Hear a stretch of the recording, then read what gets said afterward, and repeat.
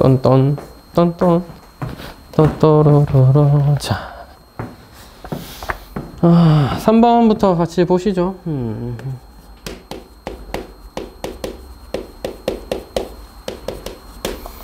x제곱 더하기 ax 더하기 b는 제로의 해가 허수 알파 베타이고, 근데 ab는 실수라고 했으니까 허수라고 해봤자 사실 알파와 알파 바 정도다 라고 해석을 하시는 게 맞는 것 같아요.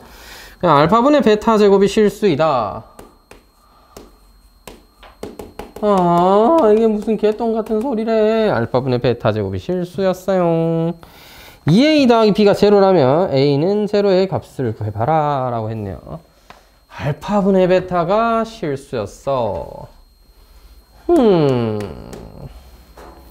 이걸 어떻게 해석하면 좋냐면, 너의 바를 씌워도 여전히 실수다 이렇게 생각하셔도 되고요.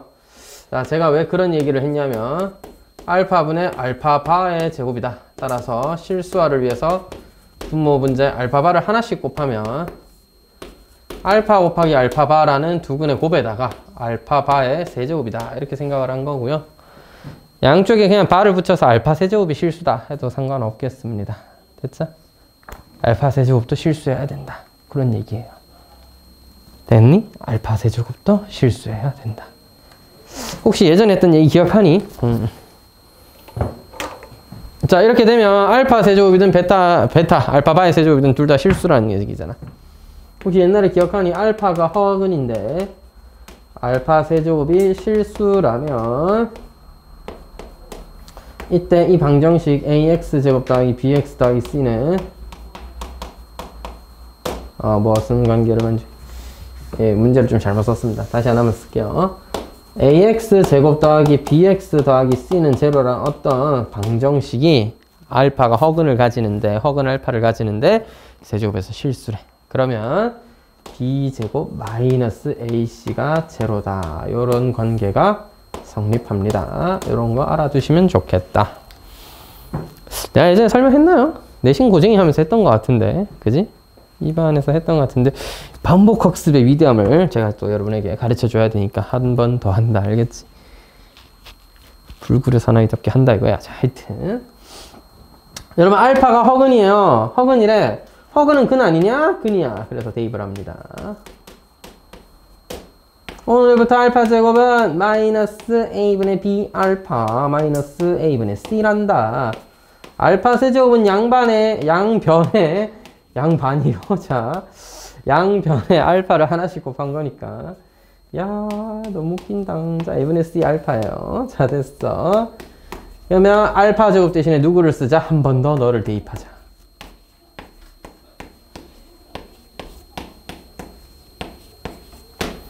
이런 공간 활용이 실패해버렸다. 자, 하여튼 한번 정리를 해보면 a제곱분의 b제곱 마이너스, 여러분 a분의 c, 여러분 알파 있는 거 한 번에 묶어 써봤습니다. 플러스 a제곱분의 bc인데, 중요한 건 네가 뭐 해야 된다는 사실일까요?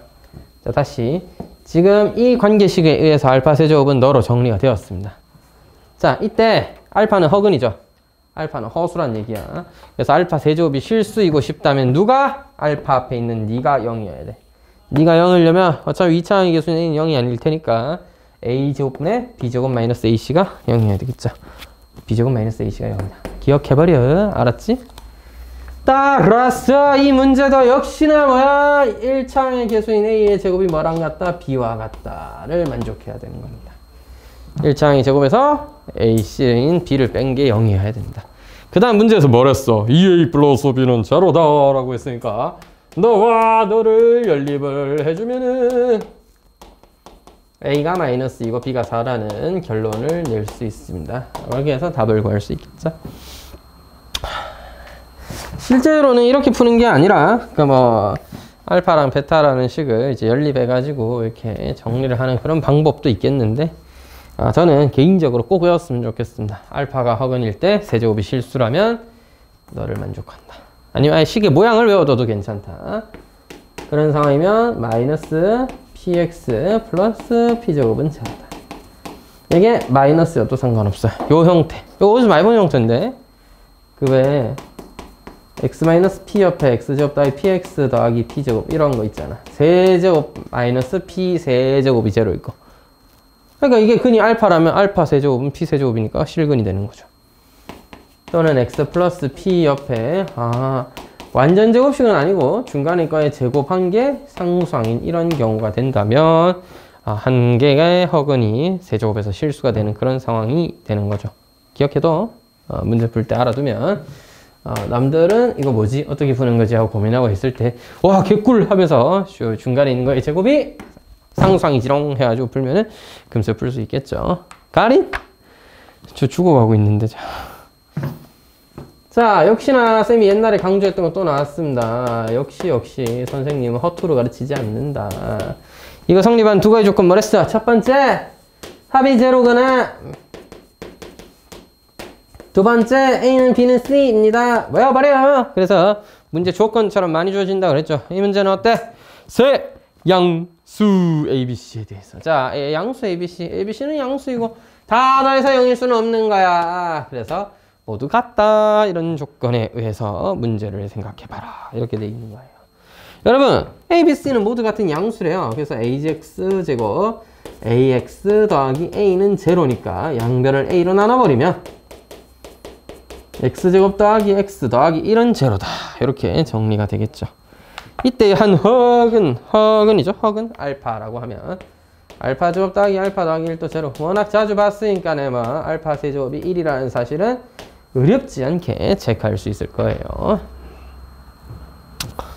뭐 그 다음에 또 한 허근이 알파이면 또 하나의 허근은 알파 바니까 알파 더하기 알파 반은 마이너스 1일 거고 알파 곱하기 알파 반은 1일 거고 이런 조건들을 이용해서 문제 기니디를 해석해 준다. 기억 틀렸다 이 말이야. 기억은 틀렸어요.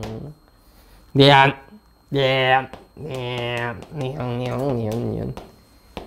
저는 센스 있게 제가 좀 똑똑하잖아요. 자, 1, 2, 3 이렇게 묶어보도록 하겠습니다. 어차피 알파 세제곱도 1이고 알파 제곱 더하기 알파 더하기 1은 제로예요. 즉 3개씩 묶을 때마다 제로란 얘기야. 선생님 제일 앞에서부터 하면 되는데 왜요? 그 안 헷갈리게 1, 2, 3, 3, 6, 9 369가 아니고 3, 4, 5 3, 4, 5가 아니라 4, 5, 6, 7, 8, 9 그러니까 3의 배수가 끝날 때마다 끝이라는 거야.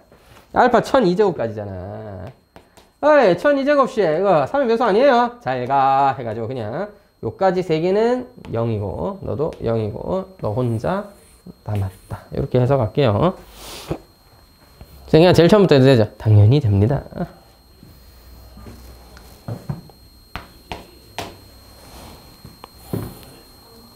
알파바의 2n제곱 더하기 알파 더하기 1의 4n제곱 이것이 마이너스 1이 되는 n을 찾아 오세용. 알파바는 뭐니? 알파바가 뭐지? 여러분 알파바는 뭐냐면 마이너스 1 마이너스 알파입니다. 또는 알파분의 1이죠. 자, 다시 알파바는 마이너스 알파 마이너스 1이거나 또는 알파분의 1이라고 생각할 수도 있는데 1이 알파 세제곱 아니야? 알파 제곱이죠? 마이너스 알파 마이너스 1은 알파 제곱이랑 같죠? 오케이. 알파바 대신에 알파 제곱 써도 되겠다. 됐지? 너 대신에 알파 제곱 써도 된다 이거야.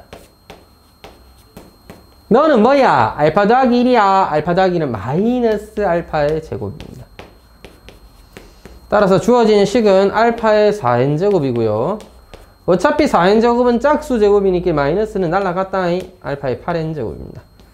이게 뭐야? 지금 주어진 관계식이다. 알겠지? 자, 1 넣으시면 알파 8제곱 더하기 알파 4제곱. 알파 제곱 더하기 알파니까 뭐야? 이거 마이너스 1이죠? 2 넣으시면 16제곱 더하기 알파의 8제곱. 니가 알파 5제곱, 세제곱에 5제곱 날라가면 알파 1제곱 더하기 알파 제곱이죠? 역시나 마이너스 1입니다. 순서가 좀 바뀌어버렸는데 상관없겠죠? 세제곱은 둘 다 1 더하기 1이므로 2죠. 이게 뭐야? 반복되시겠다. 3의 배수 기준으로 순환하게 될 테니까. 왜? 알파 세제곱이 1이니까요. 따라서 뭐야? 3의 배수가 아닐 때마다 마이너스 1이 될 수 있겠죠. 그렇다면 바꿔 말해서 3의 배수일 때는 안 된다는 얘기니까 1부터 100까지의 자연수 중에서 3의 배수를 줘지라. 따라서 33개의 3의 배수를 줘지고 나면은 67개의 결과가 남게 되겠습니다. 맞는 말이죠. 좋군요. 5번이에요. 5번 볼게요. 흑흑 5번이에요. 흑흑 x제곱 더하기 x 더하기 1은 제로에 한 허근을 알파 베타라고 하자. fx를 뭔지 잘 모르겠지만 f 알파 제곱이란 게 마이너스 4 알파여야 하며 f 베타 제곱은 또 이렇다고 하네요. 자, 짜자자짜짠. 알파 제곱은 뭐야? 더하기 알파 더하기 1이 제로죠. 따라서 저는 알파 제곱 대신에 마이너스 알파 마이너스 1을 써보도록 하겠습니다. 마이너스 1 마이너스 알파를 넣었더니 너 뭐야? 마이너스 알파잖아. 이런 결과가 되는 거죠.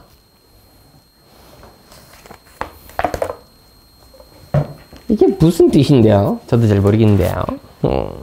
이게 무슨 말이지?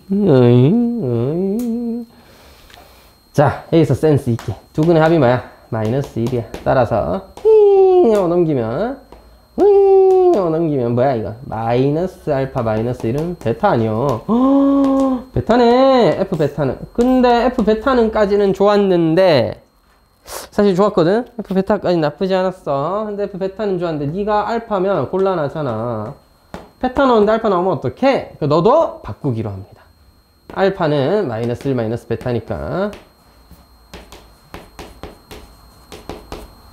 최종적으로 F 베타는 4베타 더하기 4예요. 2차는 싫어요. 그래서 1차로 바꾸기 위해서 알파 제곱을 좀 차수를 낮춰줬고요. 그 과정에서 이 상태에 바로 할 수 있으시면 바로 해도 괜찮은데 이야기가 조금 더 어려울 수 있으니까 제가 요거를 좀 간단하게 항 두 개에서 하나로 바꾸기 위해서 베타라는 문자로 바꿔봤어. 근데 이 짓을 F 베타 제곱도 마이너스 4베타라고 했는데 같지 않을까요? 알파나 베타는. 그래서 최종적으로 F 알파는 4알파 플러스 4가 될 것입니다.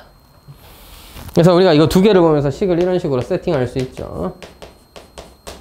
어떤 2차식은 x-알파로 나눴을 때 x-베타로 나눴을 때 나머지가 뭐다? 4x 더하기 4다. 그래서 알파 넣었더니 4알파 더하기 4가, 베타 넣었더니 4베타 더하기 4가. 저쪽은 뭔데요? 몰라요. 그래서 모르니까 변화되기 구한다. F0은 0이라고 했죠? 그걸 이용해서 구해주도록 하겠습니다. F0은 A 알파 베타 더하기 4가 되는데요. 이게 제로래요. 알파 베타는 여기 있다, 여기 있다, 여기 있다, 여기 있다, 여기 있다. 두근이 곱! 뭐야? 1이지. A는 마이너스 4구나. 자, A가 마이너스 4요. 이제 최종적으로 fx를 세팅해보죠. 선생님, 근데 알파랑 베타가 뭔지 알고 이걸 어떻게 전개해요? 뭘 전개를 합니까? 저기 써져 있는데. 예? 너는 알파 베타를 근으로 아이고 여러분 이게 x-알파 x-베타 아니겠습니까? 따라서 이건 x제곱 더하기 x 더하기 1이죠.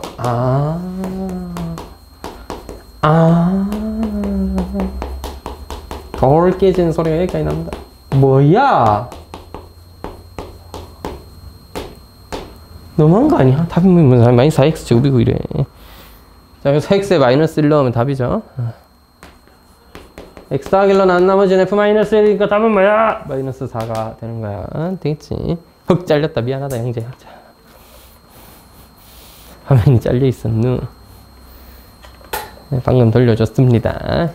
이 정도는 우리 영재씨 정도 되면 이해할 수 있을 거라 믿어보죠. 이렇게 가스라이팅이 들어가면 이해 못하면 내가 멍청한 건가? 이러면서 막 이렇게 생각해보니까 이런 것도 하나의 가스라이팅일 수 있겠네. 하지만 나에게 나쁜 의도까지는 없었으니까 좋은 표현으로 바꾸죠. 뭐라고 해야 되냐 그러면. 이 문제 어렵던데 한번 고민하게 되더라고요. 2차 방정식 fx의 두근이 저건데요. 이런 이상한 식을 만족한대요. 이게 뭔 말인지 잘 모르겠더라고 저번에 풀어보니까. F0과 F2의 값을 구해가지고 정리를 해보래. 여기 넘어갈게요. 쭉 이렇게. 됐다. 잘 맞췄다. 야, 이걸 만족하는 알파 베타에 대해서. 와, 이게 뭔 말이래. 야, 어렵다 이거. 그지? 진짜 여러 가지 방법을 생각해 봤는데 일단은 알파 베타에 관한 관계식을 어느 정도는 잡아야 fx가 뭔지 알 수 있는데 fx를 확실하게 구할 수는 당연히 없겠죠.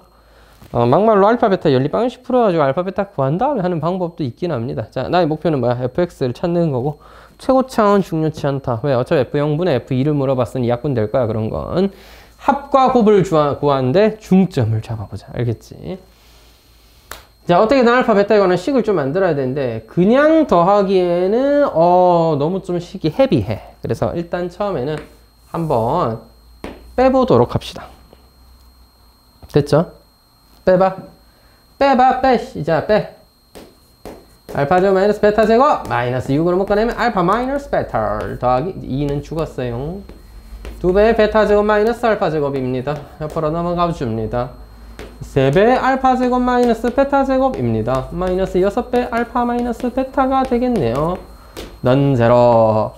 알파로 묶어내면, 3으로 묶어내면 알파 마이너스 베타, 알파 플러스 베타 마이너스 2는 제로가 되겠네요.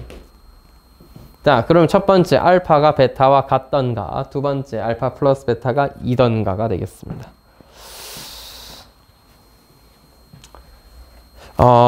이거 제가 그때 좀 의문이었는데 알파랑 베타가 왜 같으면 안 되는지 이유가 딱히 없는데 답지를 그때 봤었는데요. 마치 알파랑 베타는 같지 않은 것처럼 막 이렇게 풀어놨더라고. 그거는 좀 이해가 안 됩니다. 왜 알파랑 베타가 같으면 안 되는지에 대한 고민이 좀 안 돼 있더라고요. 살짝 왜 그런지는 모르겠음. 저는 해보도록 하겠습니다. 그러니까 첫 번째 알파랑 베타가 같던가. 일단 이 식을 만족하는 알파 베타는 두근이 같던가 또는 알파 플러스 베타가 2던가 둘 중 하나는 해야 된다는 얘기야. 자, 그래서 알파 베타가 같다라고 해보죠. 그러면 알파 제곱 마이너스 6알파 더하기 2는 2알파 제곱이 되겠죠. 밑에 있는 식도 마찬가지일 거예요. 그러면 알파 제곱 플러스 6알파 마이너스 2는 제로다. 이렇게 표현이 될 겁니다. 베타도 마찬가지로 알파랑 베타가 같다고 했으니까 이 식의 근이겠죠. 그럼 사실상 x제곱 더하기 6x 마이너스 2의 두 근이 알파와 베타가 아니냐. 근데 알파와 베타가 같아야 되는데 중근 아니잖아, 얘네. 중근은 아니잖아. 그래서 안 되는 거거든요.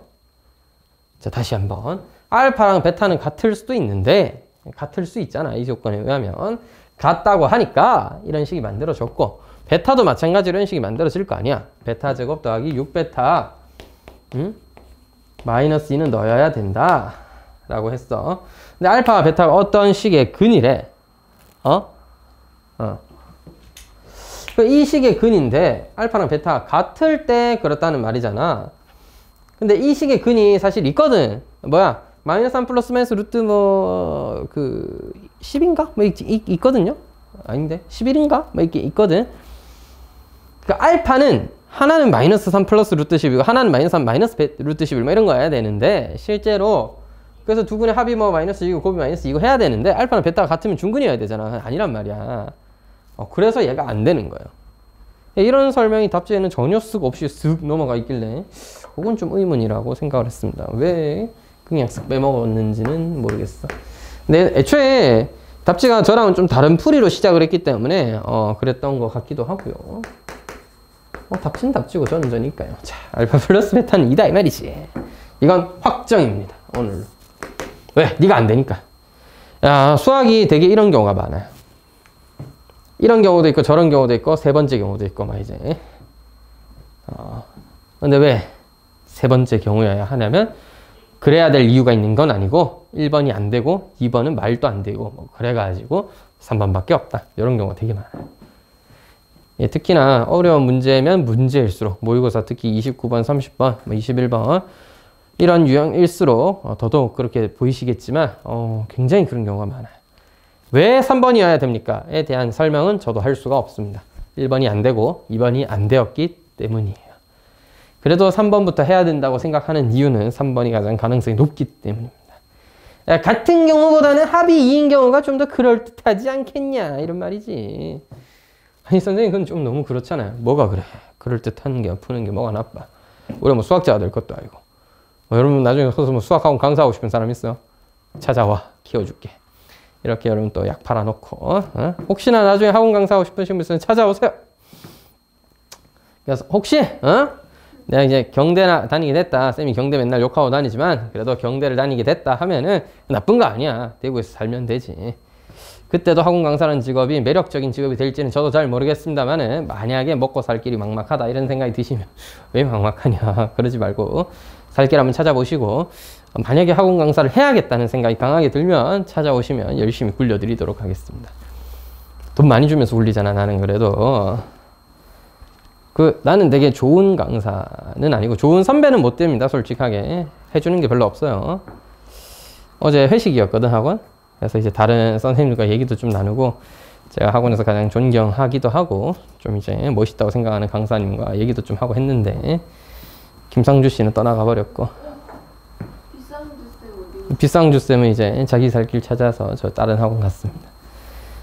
여러 가지 이유가 있겠죠. 학원을 떠나고 다른 학원 선택하게 된 데는 저도 자세하게는 잘 모릅니다. 김정호 쌤은 수학에 뭐 수시지에 이름 수학으로 가셨습니다.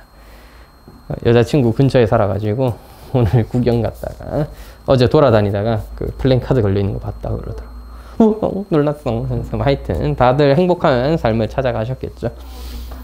둥지를 떠난 뻐꾸기들. 무튼 다른 사람들 얘기 들어보니까 이제 사람 부리는 게 제일 힘들대. 보조 강사를 잘 다루기가 힘들대. 대하기가 힘들고. 돈은 상당히 많이 주는 편인데도 불구하고 뭔가 좀 아쉬울 때도 있고 이런데 뭐 말을 못 하겠대. 너도 그래. 저도 똑같아요. 근데 사실 저는 기대치가 그렇게 높은 편이 아니라서 여러분 나중에 심심하시면 아니면 좀 돈이 필요하시면 보조 강사하러 오세요. 개꿀이니까 여기. 선생님이 달달한 꿀을 빨게 해줄게. 달아. 많이 달아. 우리 윤장윤 쌤한테 얘기 들어보면 놀라 자빠진다고. 굉장하지. 옆에 있는 분. 너희 쌤 이름도 몰랐어? 이런. 자, 무튼, 요겁니다. 지금은 두근의 합이 2인 상황이죠. 따라서 두근의 합이 2인 건 확정이에요. 그럼 이제, 우리 목표가 뭐랬어, 아까? 여러분, 운이 어느 정도 문제에 윤곽을 잡고 들어가야 내가 다음에 뭘 할지를 알 수 있어. 처음에는 그냥 막연하게 너를 보고 정리 어떻게든 해서 알파, 베타를 구하자. 내지는 관계식을 구하자인데, 확실해. 문제에서 구해야 되는 게 F0분의 F2잖아. 왜 나눠놨겠어? 최고차는 필요 없다 이거야. 우리한테 필요한 건 합과 곱이라는 거야. 그래서 내가 이 두 식을 적당히 정리해서 합과 곱을 찾는데 목표를 두는 거야. 합을 찾으려면 당연히 더하는 게 맞는데요. 더하려고 해보니까 이 식이 너무 헤비하단 말이야. 물론 나쁘진 않아. 더해서 찾아도 돼. 사실 더해도 나쁘지 않습니다. 자, 근데 더하면 한 방에는 안 나온다. 예쁜 식 하나가 나오긴 하는데 한 방에는 안 나와. 그래서 제가 그냥 빼봤습니다. 상수항을 처리하기 위함이기도 했고 보통 둘이 빼면 관계식이 깔끔해지거든요. 그래서 정리해보니까 첫 번째 알파랑 베타는 같아야 되는데 이거 안 되더라. 해봐야 안 되더라. 그래서 두 번째 알파랑 베타의 합이 2인 경우였습니다. 이제 이걸 알았으니까 너의 베타 자리에 2-알파를 대입해서 정리하면 알파에 관한 식이 나오겠죠. 그럼 알파를 구한 다음에 베타를 곱해서 이게 찾아도 되고요.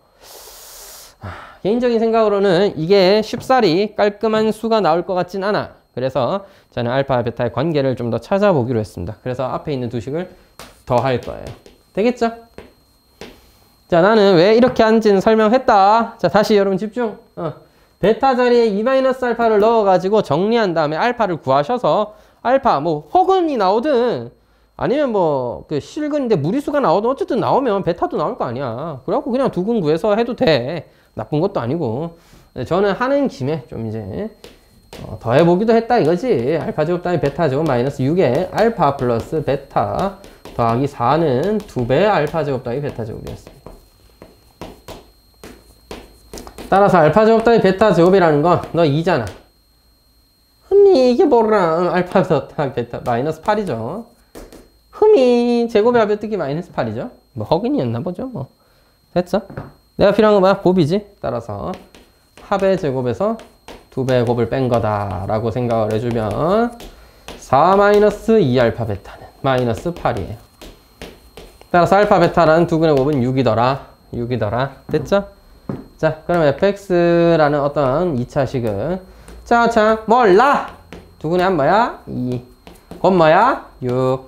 자, 몰라. F형분 F2 물어봤니? 뭐니 이거 0 넣으면 6 아니니? 6A 2 넣어도 0인데요? 6A 어머나 1이네. 황당 그 잡채. 열심히 계산했는데 답이 1이라니.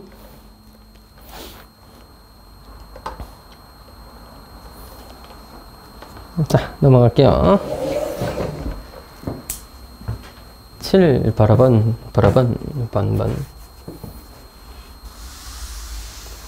좋겠다. 고1이라니. 돌려줘 나도. 나도 고1 해줘.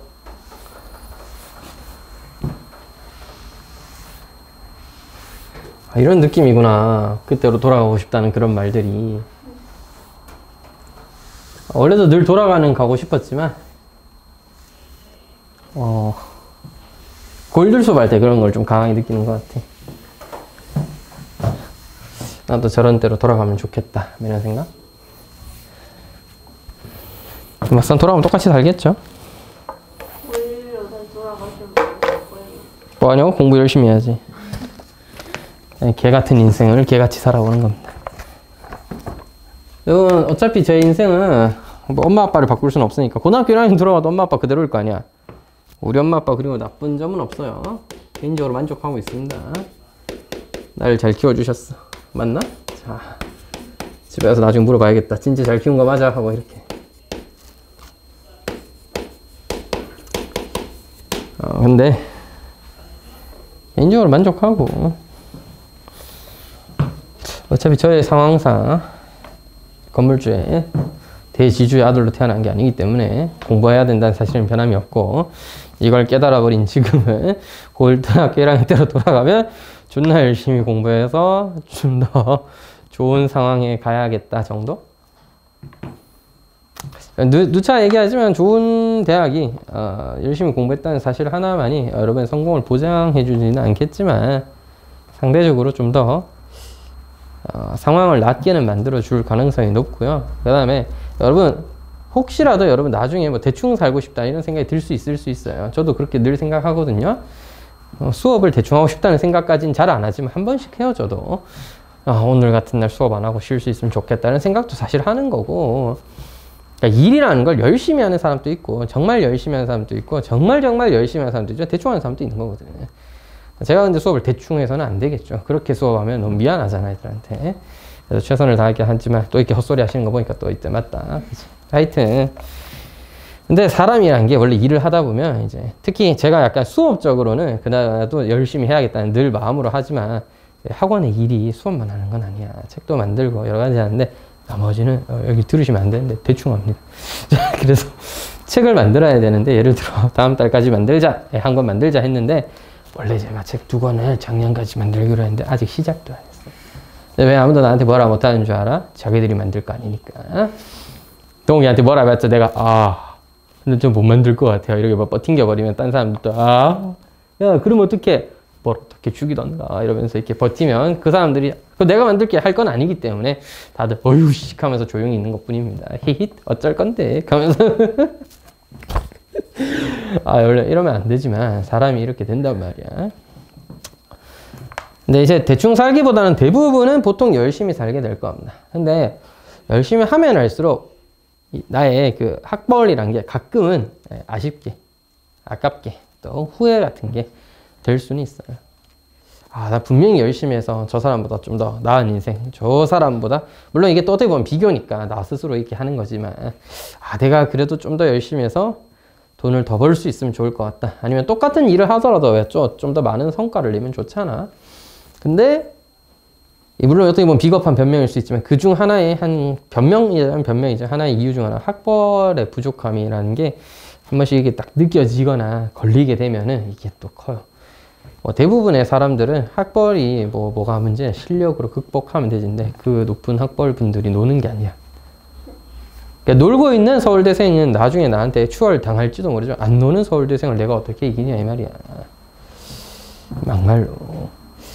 예, 나쁜 의도는 전혀 없고요. 그 서울대생들 중에도 이제 학원 강사를 하시는 분 있을 수 있어요. 대부분은 많이 합니다. 특히 서울에 학원가 많은 데는 서울대 출신이다, 서울대 졸업이라는 이유만으로 보통 학생 수를 모으기도 굉장히 좋고, 보통 그렇게 받는 월급이 한 월 1,000 넘는 경우들도 꽤 있다고 하더라고. 그러니까 알바식으로 하기도 굉장히 좋은 일이지, 이건. 근데 받고 말하면 그 사람이 서울대 학벌을 갖고 있었기 때문에 그런 거고. 서울대 학벌을 가진 사람이 그런 얘기 해. 자기는 똑똑하고 공부 잘했지만 애들을 이해할 수 없기 때문에 잘 가르치지 못할 거다라고 개중에 얘기하는 사람들도 있지만 뭐 상관없습니다. 서울대생이 서울대 갈 만한 애를 가르치면 돼. 이런 건 있어. 서울대생이 6등급 가르치면 6등급 못 이해해. 이 새끼는 왜 모를까를 못 이해해. 내가 이만큼이나 쉽게 설명했는데 이거 몰라? 를 얘는 이렇게 받아들이기 힘들 수 있는데 우리 쌤들 중에 몇몇은 그렇게 느끼거든. 나름대로 우리들이야 다 수학 공부 열심히 했고 잘했으니까 수학 강사하지, 뭐 막말로 못하니까 수학 강사하는 놈이 어딨냐. 잘했단 말이야. 초창기 때 느끼는 감정이 뭐냐면 이걸 왜 이해를 못할까나. 현우진 씨 여전히 느끼고 계시냐. 이 말하는 감자 새끼들 하면서 맨날 뭐라 하잖아. 질문하는 수준이 보면 말하는 감자예요 이러면서 막 사람들 무슨 감자 취급하잖아. 씨 너무한 거 아니냐고. 근데 그 사람이 느끼기에는 그 사람들은 감자인 거지. 그러니까 자기는 감자를 이해시키기 위해서 이렇게 열심히 설명하는데 자기 때는 굉장히 이지하게 설명했는데 이걸 이해를 못하는 거야 애들이. 이거 어떻게 하냐 이거지. 방법은 사실 없어요. 막말로 6등급은 이해 못하는 게 맞아. 3등급, 2등급쯤 돼야 현우진 씨의 설명이 그게 그런 뜻이었구나 하는 거고, 제가 보기엔 현우진 씨 수업을 제대로 듣고 이해하고 따라가는 애들은 1등급인 애들인 것 같아요. 그 정도쯤 돼야 현우진 씨가 이렇게 농담을 하다 하핫 같이 웃는 거고, 나머지는 이제 5등급은 만약에 듣고 있으면 말하는 감자할 때 하면서 울고 있을 수도 있고, 3등급은 하핫 했는데 너는 웃을 때가 아닌데 하핫 하고 있겠지. 아무 생각이 없는 거야.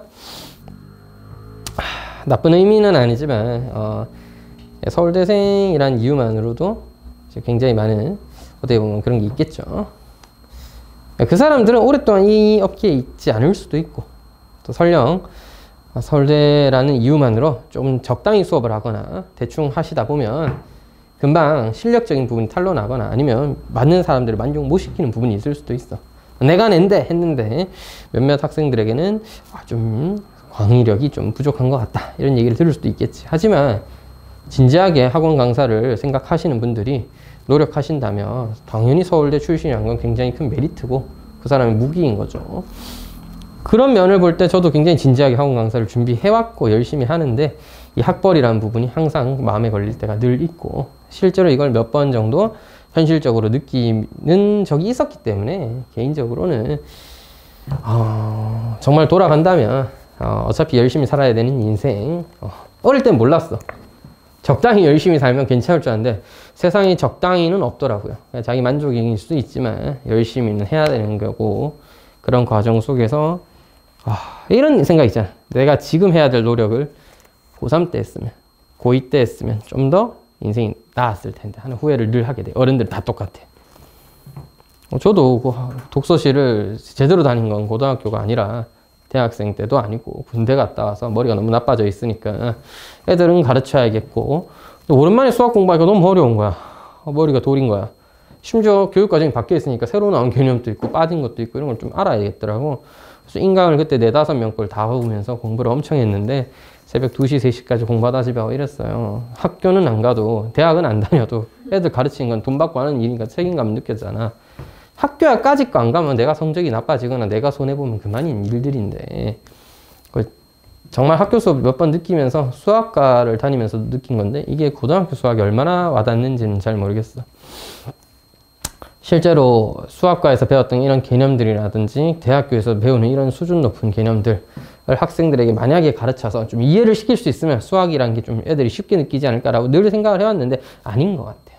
애들은 수학을 좋아할 리도 없고 수학과에 갈 생각도 아무도 없고, 그래서 저는 대부분의 학생들이 수학과를 가지 않기를 바라고 있습니다. 그거는 이제 그 뜻이 맞는, 길이 맞는 변태들이 가는 곳인 거야. 일반인은 가서는 안 돼. 물론 제가 이 나라를 좀먹는 존재일지 모르겠지만 저는 최소한 내가 수학과의 실상을 알려주면 이 학생 한 명을 구제했다고 생각해요. 수학을 적당히 좋아한다는 이유로 수학과 갔을 때는 후회밖에 남지 않을 수 있다. 저는 적어도 그걸 느꼈기 때문에 실상은 알고 가야 하지 않겠냐 정도. 가봤는데 씨발 이게 아닌데 하면은 재수해야 되는 수밖에 없잖아. 아니면 전과를 하든지. 그거보다는 그래도 한번 들어보고 진짜로 관심 있으면 좀 더 알아봤겠지. 저는 이제 막말로 진짜 관심은 없었는데 성적 맞춰서 나중에 또 학원 강사할 때 도움이 될 것 같아서 그냥 간 거였는데, 생각외로 저는 좀 적응을 못한 편이긴 해요. 대학교 생활도 그렇고 수업 자체도. 아무튼 근데 이제 대학교 수업은 그래, 내한테는 뭐 손해일 수 있어도 애들 가르치는데 이게 먼저가 아닌 것 같은 거야. 당장 이번 주말에 고등부 2학년 애들 20명 데리고 수업을 해야 되는데 내가 공부를 잘 안 해놓거나 문제 미리 안 풀어놓고 들어가면 힘들 수 있잖아. 애들 앞에서 절면 개땀 질질 흘리거든. 그 쇼미더머니 보면 애들 가사 절면 막 개 질질 흘리잖아. 쌤도 문제 풀다 절면은 땀 존나 흘려요 뒤에서. 이거 어떡하지 이거 하면서, 이거 어떻게 푸는 거야 하면서. 이제는 뭐 천천히 풀어도 다 풀고 그냥 쓱 보면 몇 번 풀어봤던 문제들인가 하는 건데, 그때는 진짜 열심히 준비했기 때문에 그런 노력들을 좀 적재적소에 적절한 시기에 했다. 그러니까 어른들은 맨날 고등학교 때 열심히 해야 된다는데, 그 말하는 어른들은 보통 고등학교 때 열심히 안 했겠죠. 저처럼. 실제로 열심히 살았던 사람도 열심히 하라고 할 수밖에 없어요. 자기가 나름대로 성공을 했고 또 나름대로 괜찮은 인생을 살고 있다고 생각하는 배경 중 하나에는 나 또한 고등학교, 대학교 다니면서 열심히 살았기 때문이고, 여러분도 그렇게 살아라 이렇게 충고를 해주는 거고, 설령 그렇게 살지 못했지만 그게 계속 아쉬움으로 남았던 사람들 또한 여러분에게는 가능하면 고등학교 때 할 수 있는 데까지는 힘껏 열심히 공부해라 이런 잔소리를 할 수밖에 없는 겁니다. 혹시나 부모님이 하면 둘 중 하나는 확실한 거니까, 다 사랑해서 하는 거니까 그냥 그렇구나 하고 공부나 하라고 하면 됩니다. 알겠죠? 그러니까 뭐가? 엄마가 공부하라 했을 때 아까 하려고 했다고, 이제 하러 가잖아 가 아니라 알았어 하고 가면 되는 거야. 이게 싸움이 일어나지 않고 모두 행복해지는 비결 같은 거야. 너무 좋은 거 가르쳤다. 수학은 안 가르쳐, 이런 걸 가르쳐야지. 자 7번입니다. 이것도 자주 나오는 유형인데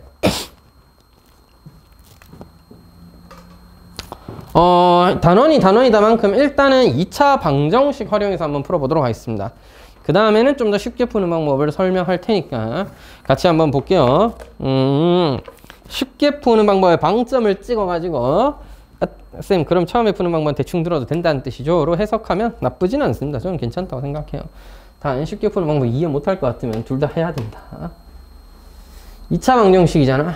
x의 범위를 만들어야 돼. 그래서 x라는 것에 대해서는 범위를 만들어줘야 되는 상황이고, yz는 최대한 없애줄 수 있을 만큼 없애줘야 됩니다. 이게 아이디어인데, 자 식이 2개인데 문자는 3개예요. 그럼 못 구하죠. 그래서 범위는 구할 수 있을지언정 문제에서 의미하는 범위를 만들려면 뭔가 조건이 하나 더 있어야 되잖아. 딱히 뭐 눈에 보이진 않아. 그냥 식 2개가 다야. 써저는 있습니다. 거기에 x, y, z가 실수이고 y, z가 실수라는 게 중요한 조건입니다. y, z가 실수이고 아무거나 실수가 될 수가 없어. y, z라는 식은. 잘 봐. y와 z의 합을 4-x라고 했습니다. y제곱과 z제곱이라는 식은 2배의 y제곱 z제곱은 x제곱 마이너스 8을 뭘로? 2로 나눈 것이다. 이런 얘기인데, 여러분 아무런 yz나 들고 오면 아무 x 값이 주어져 있을 때 y 더하기 z와 y제곱 더하기 z제곱이 적당히 주어지면 다 실수일 수 있을까요? 최소한 x제곱이 8보단 큰 애가 주어지긴 해야 될 것 같고, 그래야 제곱의 합이 양수니까 뭐 실수긴 하겠죠. 네가 그냥 0보다 크다고만 해서 다 될까요? 조금 애매하다. 확실하긴 잘 모르겠다. 그래서 좀 확실하게 정리할 수 있도록 2차 방정식을 하나 만들 거예요. 그래서 걔가 실근을 갖는다. 판별식을 써서 범위를 만들어 올 거야. 그래서 yz를 근으로 갖는 t에 대한 2차 방정식을 만들자. 뭐가? y와 z가 근인. 그래서 첫 번째 합은 알았다. 그러면 곱을 알아봐야 되겠죠. 그래서 제곱의 합을 정리를 잘 해가지고 곱을 구할 거예요. 됐죠? 제곱의 합이라는 건 합의 제곱에서 2yz를 제꼈다. 그러면 이게 2분의 x제곱 마이너스 8인데 너 뭐야? 4-x제곱 아니냐? 4-x의 전체의 제곱 아니냐 이거지.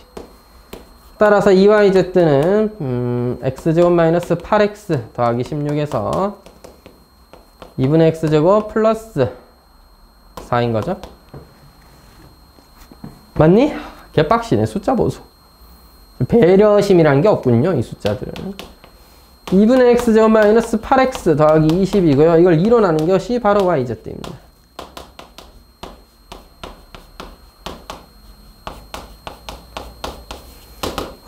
씩 생긴 거 보소. 자, 하여튼 자, 지금 우리가 다시 한 건 뭐냐? y 더하기 z는 문제에서 정리를 좀 간단하게 할 수 있었고 yz를 구하기 위해서 제곱의 합과 합을 이용해서 정리를 해준 상황입니다. 됐죠?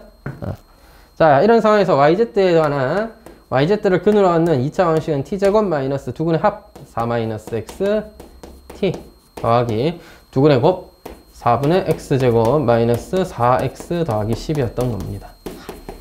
즉 x는 이 2차 방식의 하나의 개수 같은 거고 t가 x, y랑 z라는 근을 가지는 거예요. yz가 실수여야 된다 했으니까 한마디로 이 2차 방정식은 실근을 가져야겠죠. 그러면 판별식이 0 이상이니까 자, 판별식이 0 이상이니까 뭐야?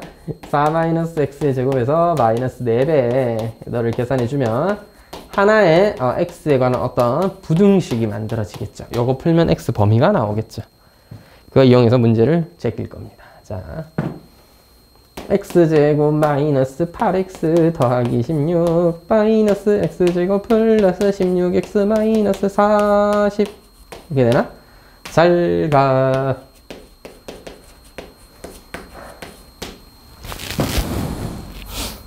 좀 황당하네. x는 3 이상이네요. 자, 그러니까 적어도 x는 3보다는 큰 수를 넣어야 실근일 수 있다는 겁니다. 보시면 알겠지만 제곱이 아까 8 이상이면 너는 적어도 양수잖아. 너 혼자 양수여도 네가 너랑 관계가 있는 이상 너만 그냥 0 이상이라고 해서 실근 2개가 나오는 건 아니라는 거지. 그래서 x가 3보다는 크거나 같아져야 최소 yz는 실수로 존재할 수 있는 겁니다.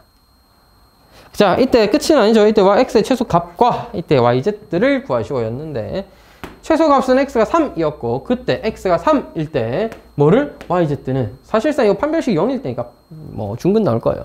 구해보죠.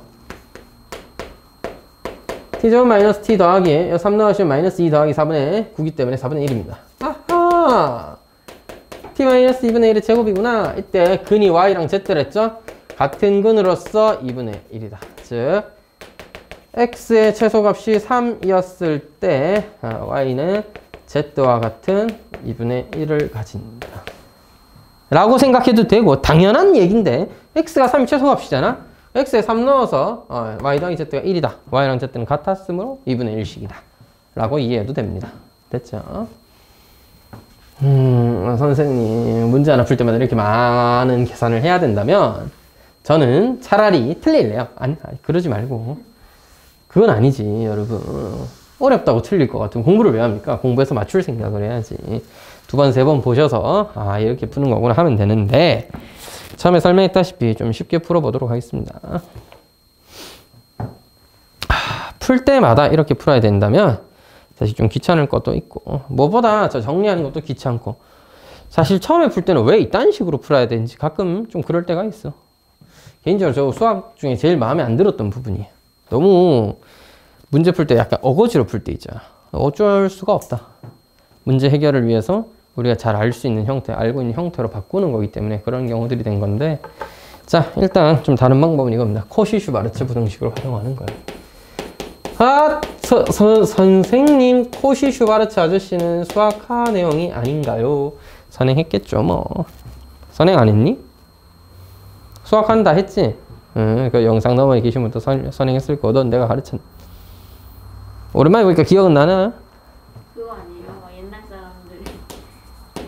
아니 그게 중요한 게 아니라 언니 자 이 관계식을 기억하고 난 다음에 그렇지 사람 한 명 아니다 이거. 봐봐 내가 이런 얘기만 해도 기억한다고. 코시가 만드는 부등식을 슈바르츠가 덧붙였는지 반대였는지는 저도 기억이 정확하게 안 나는데 한 명은 슈바르츠인가 먼저지 싶은데 확실하게 근데 제가 모르겠어요. 나도 봐봐 기억이 안 나. 그러니까 누군가 한 명이 뭐 슈바르츠인지 코시가 이 식을 발견을 했어. 이런 게 있네. What the fuck, yeah 하면서 이제 죽인다 했는데 내가 기억하기로는 그래. 정확한 건 아닙니다. 이건 뭐 나도 이런 건 궁금하시면 인터넷에 찾아봐.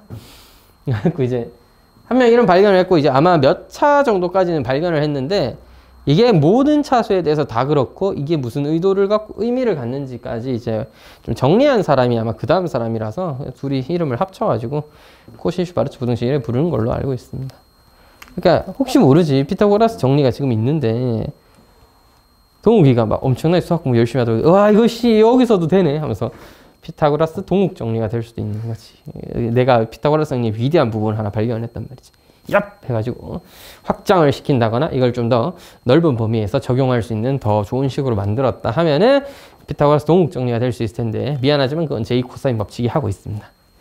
피타고라스 정리를 일반적으로 늘려놓은 게 제2 코사인 법칙이에요. 수학 1에 선행할 때 코사인 법칙 배우잖아. 걔 가장 특별한 부분이 세타가 90도일 때 0이니까 없어지고 제곱의 합이 C제곱이다라는 피타고라스 정리가 되는 겁니다. 와우! 자 하여튼 이런 얘기해서 만약 재밌으면 변태인 겁니다. 가끔 쓰인 변태 같다 보인다면 아니에요. 저는 아닙니다. 자, 코시-슈바르츠 이용하는 건데 기본 형태는 이렇지만 우리는 하고 싶은 게 뭐야? x의 범위를 구하고 싶은 거죠. y를 조지고 싶은 겁니다. 조지고 싶은 건 yz예요. 따라서 너를 활용한다. 자, 다시 한번 딱 써볼게. 처음 주어진 식을 정리한 게 y 더하기 z가 4-x라는 점이었고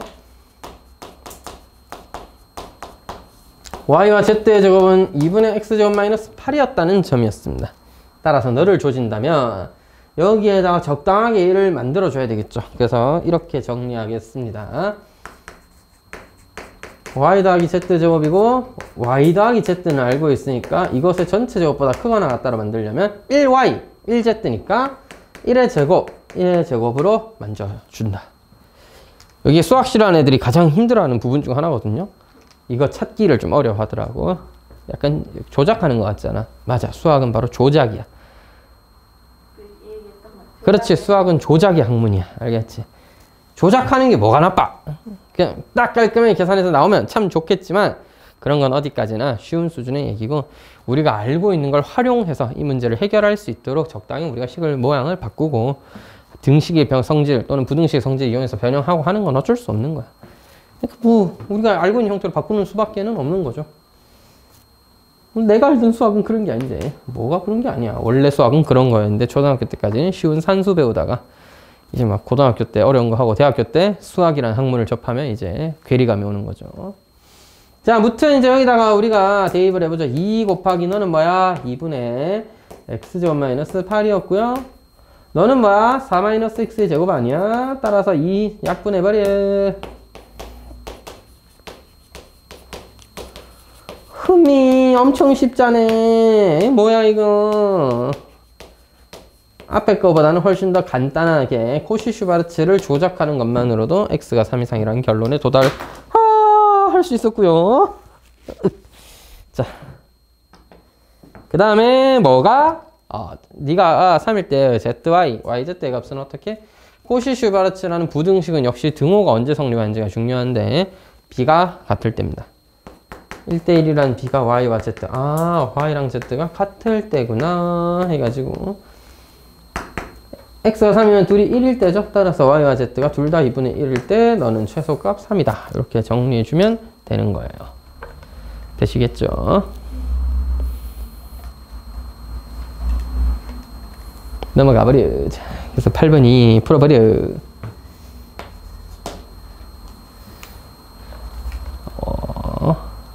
얍. 자, 8번.